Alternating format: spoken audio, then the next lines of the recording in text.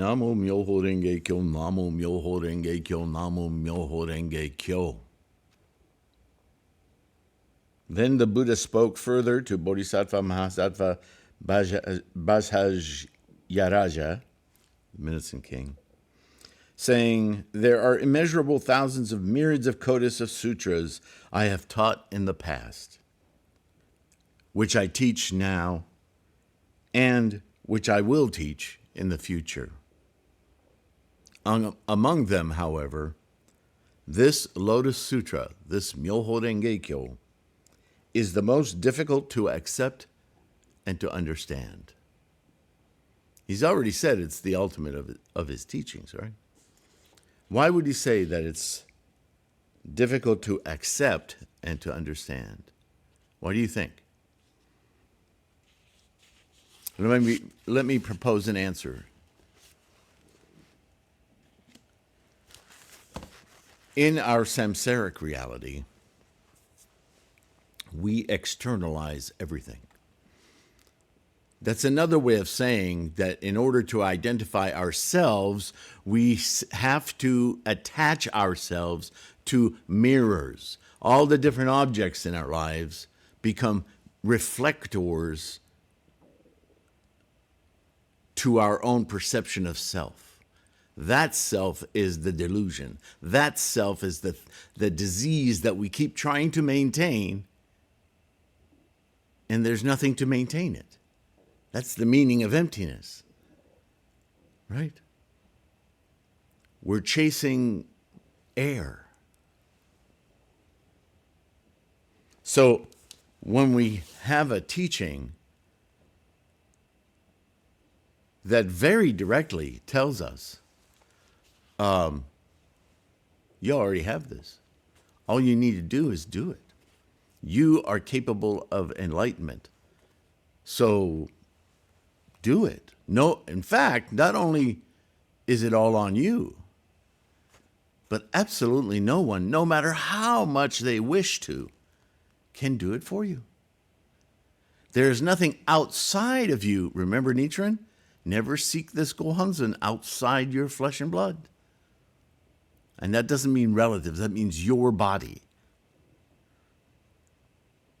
Your body of flesh and blood. Never seek the Gohanzen outside of your self, quote unquote. And when we're given that kind of information, it's a little scary. Or our mind just goes, yeah, right. But doesn't. When we start to really consider, and the more we practice, the more we confront this, some people quit. They stop practicing because it's just too much responsibility. I got to be able to put some of this off on, I don't know, the weather, Earth, that guy over there. We get so obsessed with whose fault is it, which is complete and utter nonsense. Because that's the very essence of the teaching, is that you're no fault. Any faults you perceive are your perception based on emptiness, stuff that isn't real. This moment is real, except it's been gone for several moments. We have to get in the flow, the momentum of our life. And no one can do that for us. Right? It'd be like, I've seen dogs, animals do this in the back of pickup trucks. It's so frightening. They just don't perceive the momentum, the speed. Because if you're standing on a platform and you're sailing along at 70 miles an hour and you feel the wind, well, you feel the wind standing in your backyard. So it's just wind, right? So the ground looks interesting. I'm going to go that way. And you walk off the platform. You're going to have a very rude awakening once you connect with the ground that is not moving at the same rate you were 70 miles an hour. That kind of shift, do you really have to experience it to know that? Can you look off the side of the pickup truck or on the flatbed truck and look at the road and look at the speed at which you're moving past things and relate yourself, quote unquote, to it? Do you have enough consciousness? Do you have enough observational skills? Does your sentient mind perceive the danger?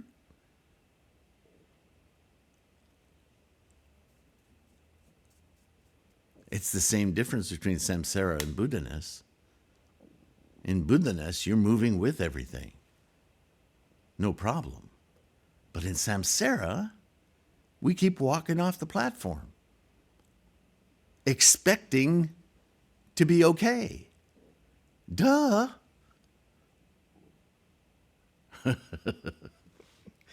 It's kind of nuts, huh?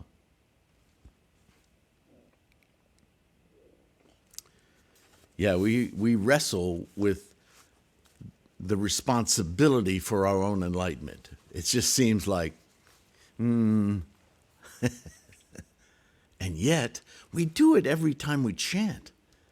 If it's not happening with you, if you have an altar and a proper mandala, and you're chanting, and you don't fuse with your Gohonzon mind, if the mandala doesn't play some visual tricks on you every now and again, then you're not committed. If you're really single-mindedly wanting to instantiate Buddha, meet Buddha, wake Buddha-ness, Namo MyoHoRenGeKyo, get serious, expect it to work. Oh yeah, it won't take long. And then you'll never question it again. You might, but you'll always remember.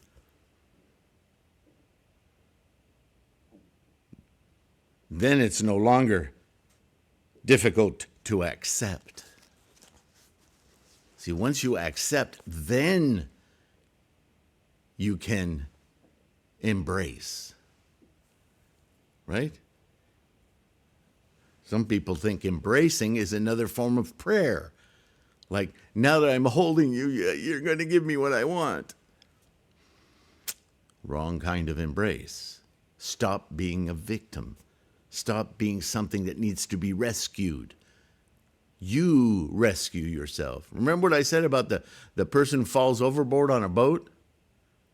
Somebody sees you, and they throw you one of those flotation, the life rings, whatever you call them, lifesavers. It's a candy. Right? They throw it out, and you grab it. Did they save you? Did they save your life? They did everything they could to help you save your life. Because you reached out, and you grabbed it. You just did what was necessary to keep on going, to go on living. For what purpose?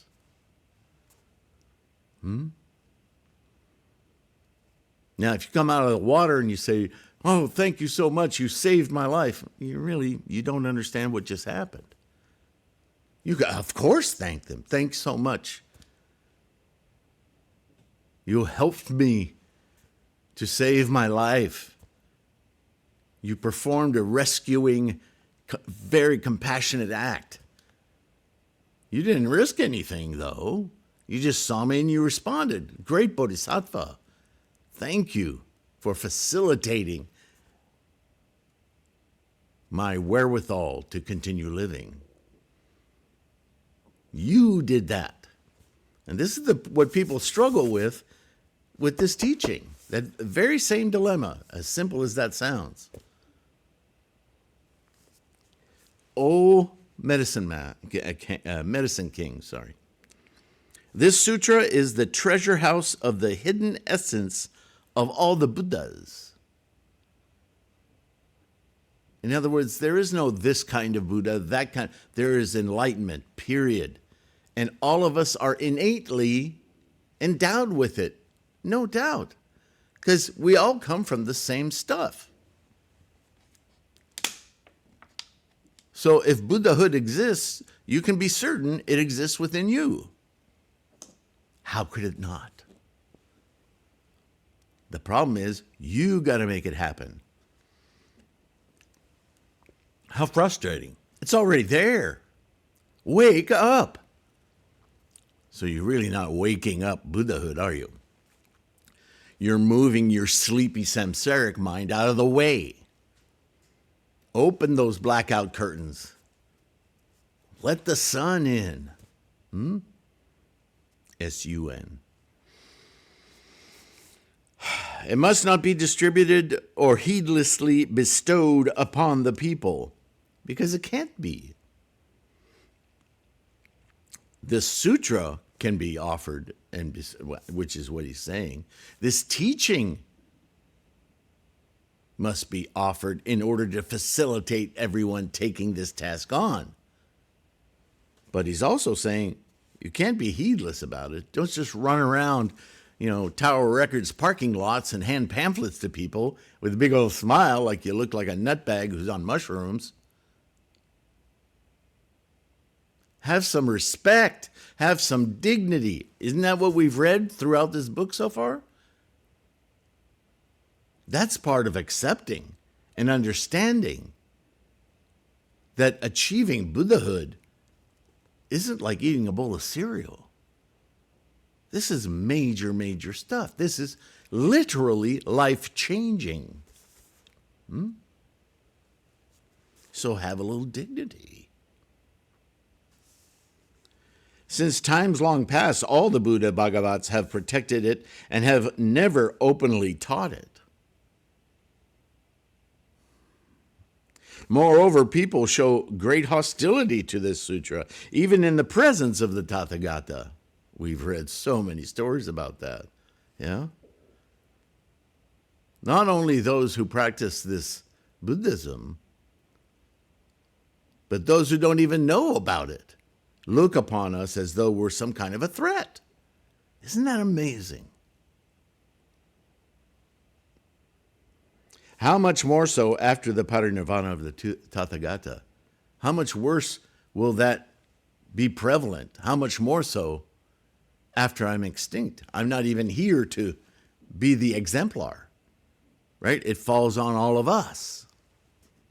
Are you up to the task? Of course you are. You just have to know it. That takes a little work. Chant every day.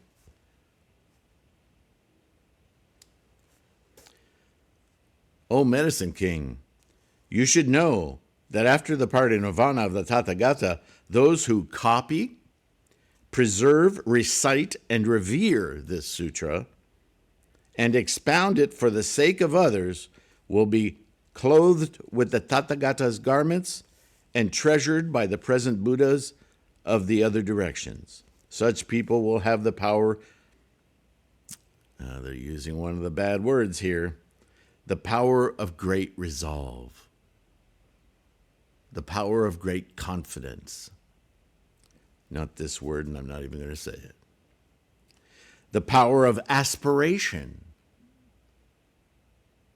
That's a little different than desire, isn't it? A lot of people say, well, what's the difference if you desire enlightenment? It's a desire. The difference is it's not a samsaric desire. So they don't even use that word here. They use the word aspiration, right? Because that's a mental construct. To aspire to our innate Buddhahood. That's not a wish. That's not a fanciful fantasy thing. It's an aspiration for self-realization.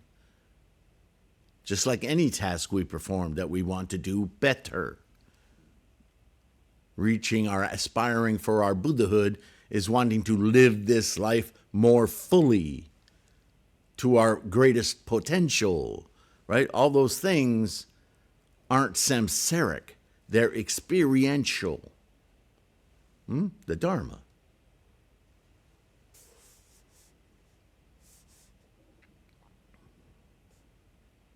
as well as the power of the roots of good merit, the very actions and thoughts and deeds that raise our dignity. You should know that these people have dwelled together with the Tathagata, and his hand has caressed their heads. Right? There's a lot of that in many practices in the world. The hands on the head. It's a parental kind of loving kindness, acceptance, embracing, a physical connection of energy. Yeah. O Medicine King, wherever this sutra is taught, read, recited, copied, or wherever it is to be found, one should build a 7-jeweled stupa of great height and width and richly ornamented. There is no need to put a relic inside. Why is this? Because the Tathagata is already in it. Right? This practice of keeping relics, that's a physical body thing. It doesn't resonate with Buddhism. Right? Buddhahood is in the mental attributes, the psychological, the mental experience of.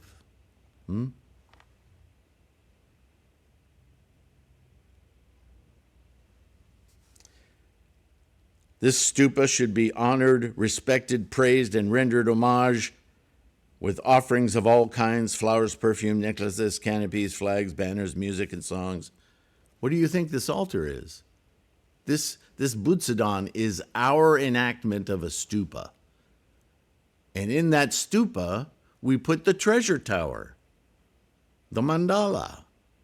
See, all of this connects very literally. There's no magic here.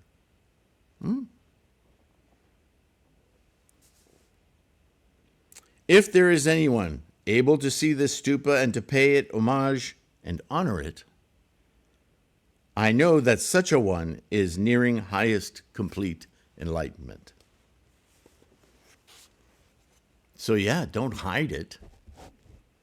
It itself is a tool of propagation, yeah? It's a statement of conviction.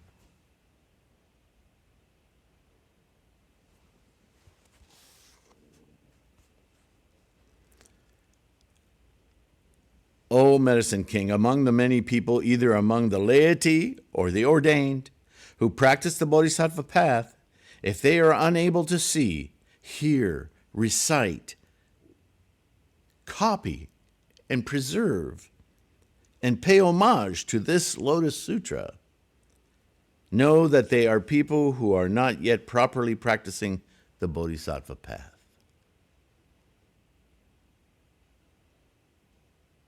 If anyone is able to hear this sutra, such a one is skillfully practicing the Bodhisattva path. Among sentient beings seeking the Buddha path, if there are those who see or hear this Lotus Sutra, and after hearing it are drawn to it and preserve it, know that they are those who are approaching highest complete enlightenment. Namo MyoHoRenGeKyo.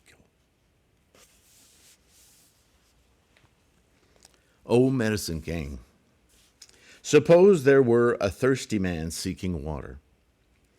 He drills in search of water on a high plain, yet he sees only dry earth, and thus realizes that water is still far away. But he does not cease his efforts until he turns up moisture or moist earth and gradually reaches mud. Now he is sure that water must be near. The Bodhisattvas are exactly like this. If they have not yet heard, understood, or been able to practice this MyoHoRenGeKyo, they should be known as people who are still far away from highest complete enlightenment. If they hear, understand, contemplate, and are able to practice it, they realize that they are certainly nearing highest complete enlightenment. Why is this? Because the highest complete enlightenment of all the bodhisattvas is within this sutra. This sutra opens the gate of skillful means and reveals the marks of truth. The treasure house of this Lotus Sutra is deep and remote. No one is able to discover its depths. That is why the Buddha now reveals it, inspiring and perfecting the Bodhisattvas. O Medicine King, if there are Bodhisattvas who hear this Lotus Sutra and are confused and frightened, know that they are Bodhisattvas in whom the thought of enlightenment has only recently awakened. If they are Shravakas who hear this sutra and are confused and frightened, know that they are people who have excessive pride. Right? And that's why those arhats in the first chapters of the book got up and left this assembly. They were arrogant. They had too much pride. They thought they had achieved what they had not. If they'd have stuck around, they would have heard what the other arhats who didn't leave learned. Oh. They had to be humble to realize that. Too much pride, you don't let yourself hear. You don't see what is obvious because everything is colored with your pride. And what is pride? A great investment in your ego, your self, your samsaric self, right? That's a great obstacle. I'm sure you can hear that music in the background. That's an alarm I have set for me taking my medication. So give me just a moment. I'll be right back.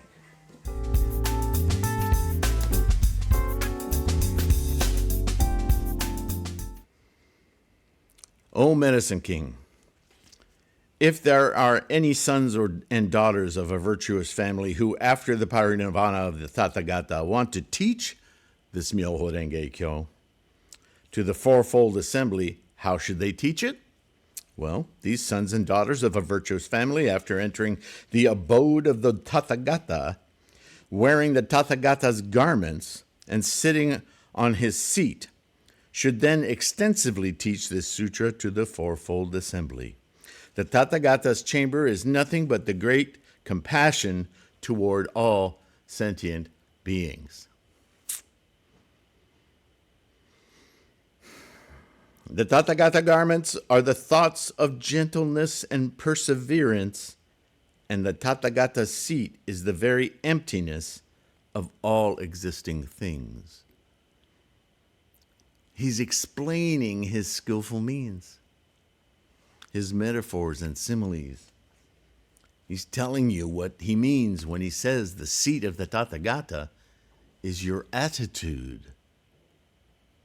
From that seat, the Tathagata's enlightenment, clarity, experience moment to moment of the engine of life can be experienced and shared.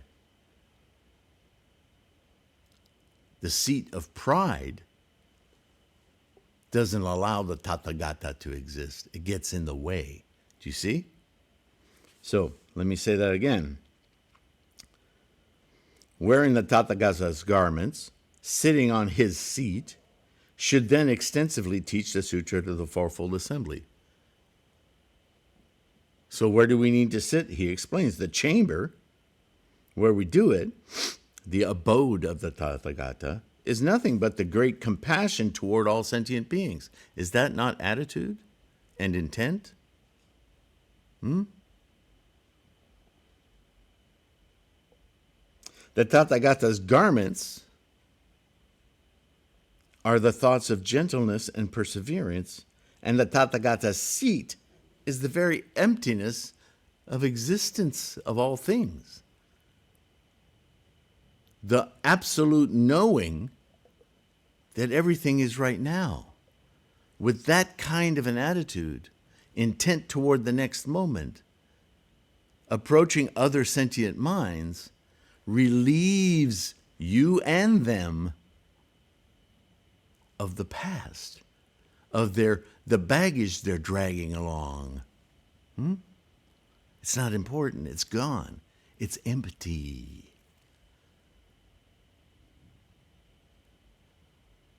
Even the experience of it is something you're renewing right now, and it's not the experience you had whenever it happened. Memory is a trick in samsara that has us clinging and craving, possessing. It's what makes us suffer. So if you're going to teach MyoHoRenGeKyo, you have to live it. Always chant first. Awaken every little bit of it you can. It will guide you. O Medicine King, I will dispatch transformed beings to other worlds who will gather the people together to hear the teaching. I will also dispatch transformed monks, nuns, laymen, and laywomen to hear this teaching. These transformed beings will hear the Dharma, believe and accept it, and not reject it. He's really saying the same thing again. If you live your life and express your life with others for the benefit of others, with this, wearing these garments, with this attitude, with this intent, they will get it. Because they won't have any kind of an ego or self to latch onto. They'll be just experiencing and hearing about the Dharma. Something innate in them that you're simply helping them awaken.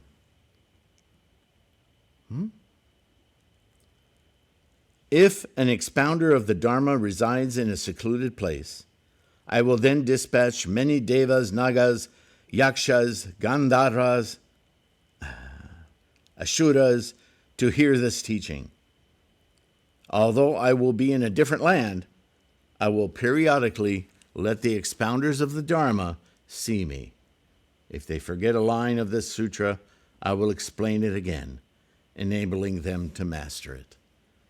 He must really be helping me out, because I don't know how many times I've read and reread, and I keep finding new translations and reading them again. So he must be really looking out for me, huh?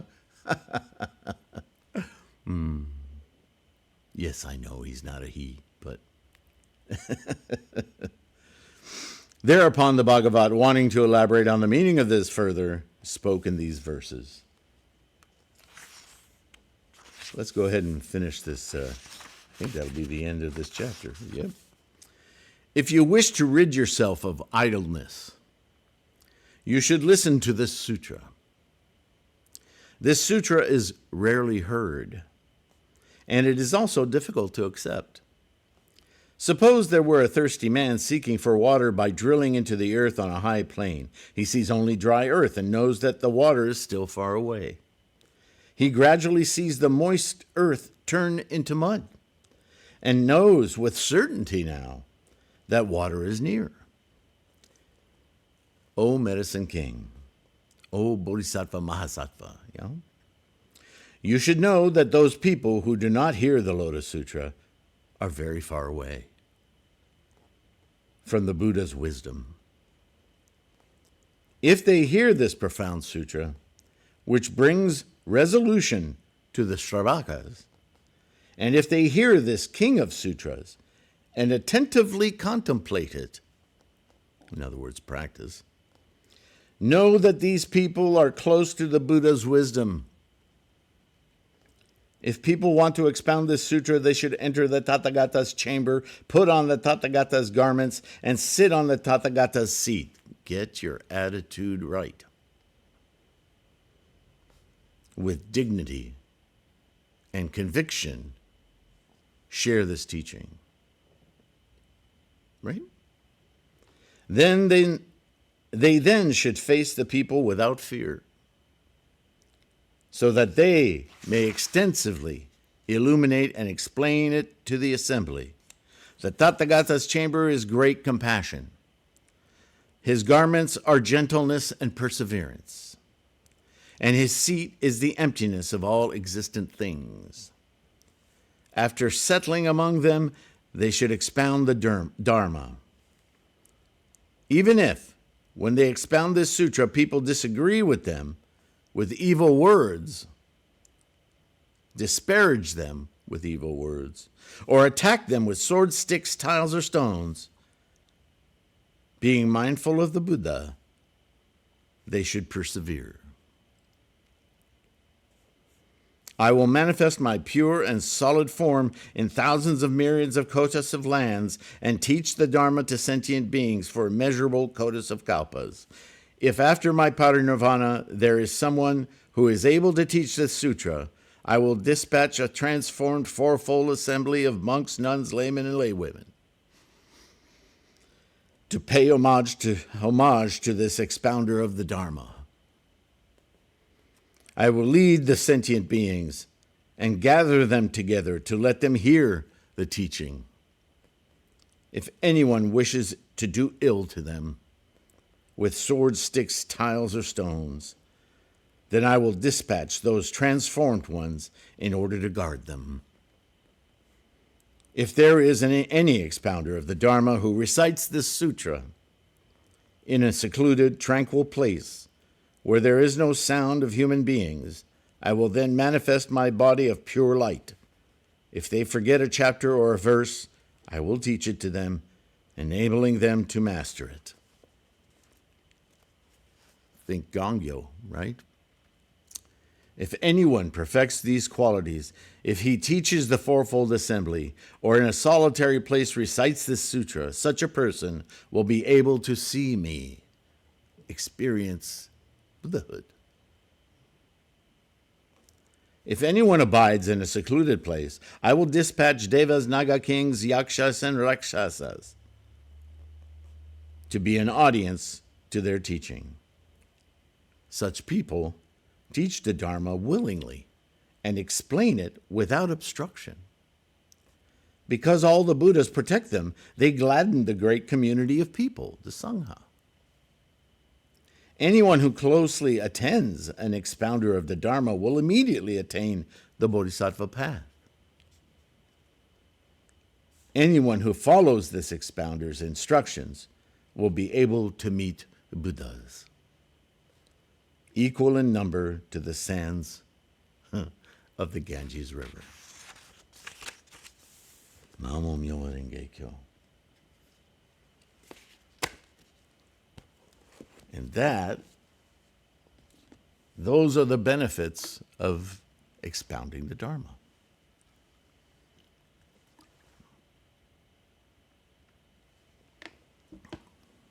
It's pretty amazing. Thank you, as always, for participating, for listening, for liking and subscribing, helping to grow the Sangha. To those of you who are able to purchase study materials, remember there's a lot of free study material too. All the podcasts are free. All these videos are free, right? And there's a lot of documents. I just posted one recently on another way to define Daimoku to help you understand and to help you teach, right? That's why I call this a resource. The bookstore, the website, the mandala store, so on and so forth. It's all to help bolster our practice, keep us from having obstacles for our practice and our bodhisattva mission. So I have nothing but gratitude for you guys. And we will start the next chapter, which is the appearance of a jeweled stupa, the treasure tower. I can't wait to read this translation and see how that goes. Take care of yourselves, be kind, and I'll see you in that next video. Bye for now.